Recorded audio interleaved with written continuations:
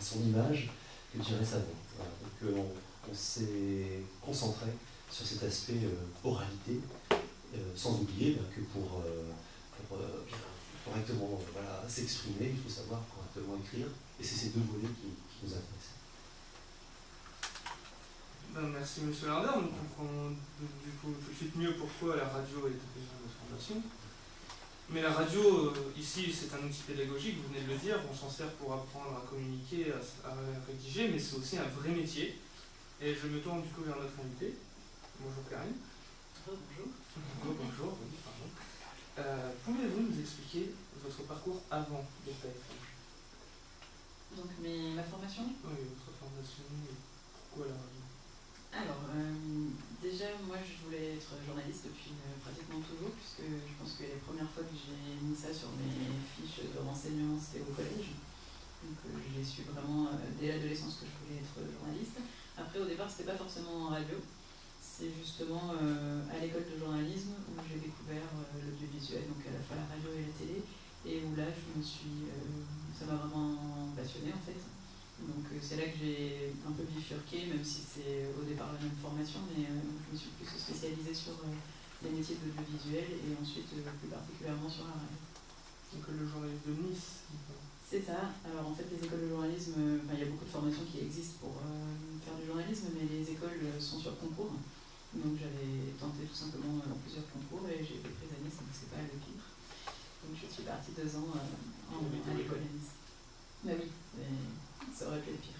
Votre retour à Gravelines? Oui, non, mais ça a été. Je suis originaire d'ici, donc j'étais contente de revenir ici.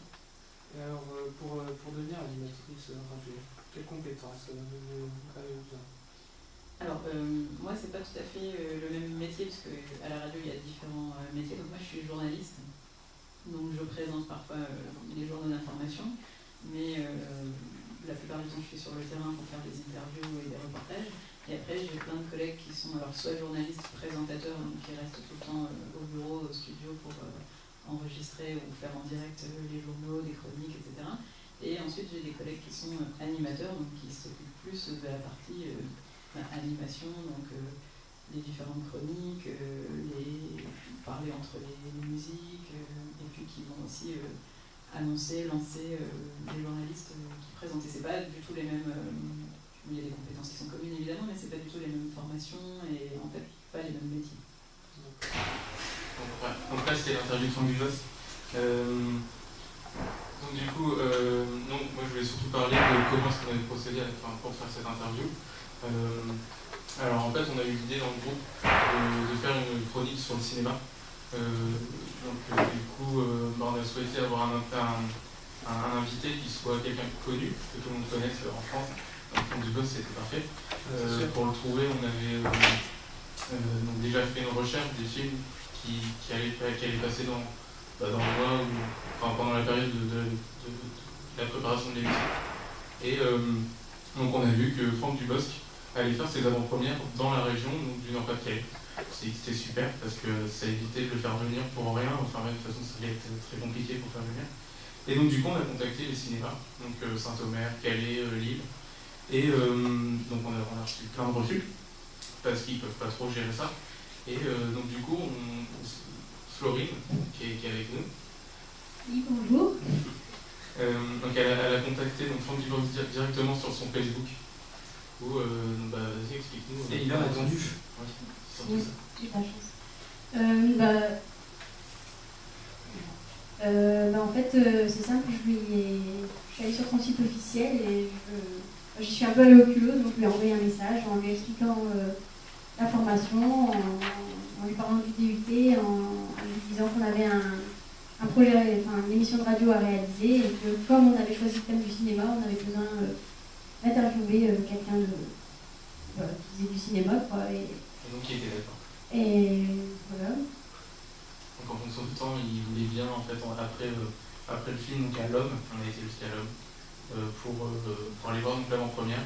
Et à la fin, il y a eu un débat où Florine a pris le micro pour lui demander directement de vraiment faire l'interview, au cas où il est oublié. De toute façon, il ne pensait pas trop à ça, je pense. Et donc il a accepté, donc il nous a dit qu'il l'avait vu sur Facebook, qu'il avait expliqué. Et donc après, on était dans les loges où Donc on était toute l'équipe du film, donc il y avait Andy Bost, Elsa Gilmerstein, les deux réalisateurs, plus celui qui s'occupe de la tournée donc pour les avant-premières. Et donc ils m'ont eu droit à cet interview. Donc Florine et Brian l'ont interviewé. Et Laurie, je crois que tu as une surprise pour Madame Delplace. Oui, en fait, j'ai fait une chronique sur vous. Ah, j'ai eu peur, j'ai cru que c'était une part de gâteau. Non. C'est méchant. Non, ça va. Donc j'ai fait une chronique, donc bonjour à tous. Alors vous ne m'empêcherez pas de dire combien je suis heureuse et émue d'avoir à côté de moi Karine Delplace. Karine Delplace qui est dans la place. Un peu facile, j'avoue. Mais je débute. En effet, moi je n'ai ni un bac littéraire obtenu mention très bien au lycée Sophie Berthelot, ni obtenu un DUST en langue, et alors encore moins une formation dans une école de journalisme. Alors oui mes amis, ce parcours que nous aurions bien voulu avoir également est celui de Karine, vous l'avez compris. Nous sommes à côté d'une vraie pro, une chroniqueuse, une vraie de vraie. Je vous propose alors un petit retour dans l'histoire pour mieux connaître Karine.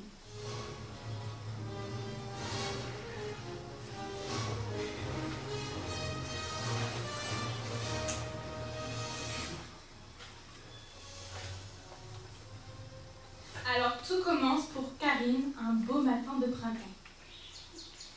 Et oui, nous y sommes. La petite Karine, avec son sac US, après un petit déjeuner copieux, s'en va prendre le bus pour se rendre à son stage à la Voie du Nord, dans une très belle ville, une belle ville de Calais. On imagine bien le stress de la première journée de stage, car nous aussi, très bientôt, le 23 janvier, nous vivrons notre première journée de stage en entreprise. Karine, est-ce que vous vous souvenez de cette première journée? Est-ce que c'est ce stage qui a été ce déclic pour vous? Alors, je me souviens du stage, pas forcément de la première journée, mais je me souviens des stages en général. Et non, c'est pas ça qui a été le déclic, parce que c'était un stage, à l'époque, je pense qu'il n'y avait pas de stage obligatoire de 3e et compagnie comme il y a aujourd'hui. Et c'était vraiment le déclic, il avait déjà eu lieu avant, parce que c'est moi qui avais sollicité un stage d'observation pour aller voir comment ça se passait à la. D'accord, alors remarquez au passage, chers amis étudiants, qu'un stage peut malgré tout être la révélation de votre vie, un signal pour une longue carrière. Maintenant, heureusement Karine, que vous n'avez pas choisi d'aller faire votre stage chez les marins-pêcheurs, à la caserne des sapeurs-pompiers ou encore à la taverne de Duchesneau, sur la place des Saint-Omer. Petit coup de pub, c'est gratuit. Alors, soyons plus sérieux. J'ai fait ma petite recherche sur le web pour rédiger ma chronique et mieux vous connaître, Karine, et j'ai vu pas mal de choses intéressantes sur vous. Alors, déjà, on va commencer par les photos que vous postez.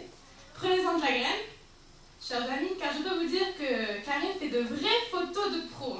Elle semble aussi à l'aise derrière un objectif que derrière un micro. Karine vit selon les codes de son époque, parce que Karine, c'est une jazz. Alors, je suis évidemment allée voir son profil Facebook. Et je suis tombée sur votre photo de couverture où on peut lire « Je suis amoureuse de la vie, mariée avec le bonheur, amante de la joie, divorcée de la tristesse ». Voilà une belle façon de voir la vie, façon carpe diem. Karine, c'est votre façon de voir la vie? Mais oui, je suis une optimiste. Notre Karine, rien ne lui fait peur. Elle se prend pour Pujadas lorsqu'elle va interviewer, écoutez bien, le président. Alors pas celui de la pétanque du coin. Non, le président de la République. Et oui, moi, Karine, journaliste du président, moi, Karine, toujours là au bon moment. Alors Karine, quand est-ce que vous prenez la place de Pujadas? Parce que nous, les féministes, ça serait une petite victoire. Il y avait déjà des très bonnes des femmes présentatrices du JT sur France 2 ou sur d'autres chaînes. Terminons avec les études de cette femme à mes côtés. Comme je vous ai dit au début de ma chronique, Karine a suivi une formation de journalisme très très loin de chez nous. Alors oui, très très loin de Ch'ti. Et attention, chers amis, tenez-vous prêts. Pour ce que je vais vous dire, attention, Karine a quitté le Nord. Elle a quitté le Nord pour aller étudier à Nice. Et oui, c'est une triste nouvelle, je compatis. Mais attention, Karine ne pouvait pas résister longtemps au plaisir d'être chez nous, ou chez elle, évidemment. Et Karine est revenue, Karine is back. moi de vous dire, Karine, et aux autres, que je suis ravie que vous soyez revenus dans le Nord. Et je suis ravie de vous avoir aujourd'hui à mes côtés autour de cette table. Merci. Merci. On peut l'applaudir.